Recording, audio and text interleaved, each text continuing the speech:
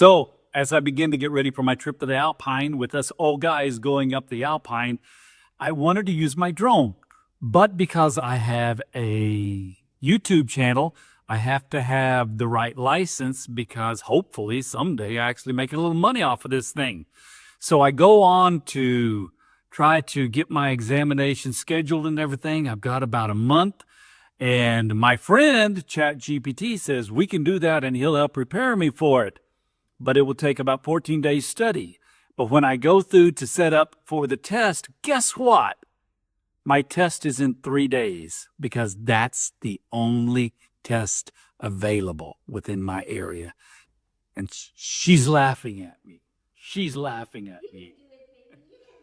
So here we go. 3 days, 2 days of study time, and then the test to see if I can pass this test. Well, we're going to find out. So, the adventure continues.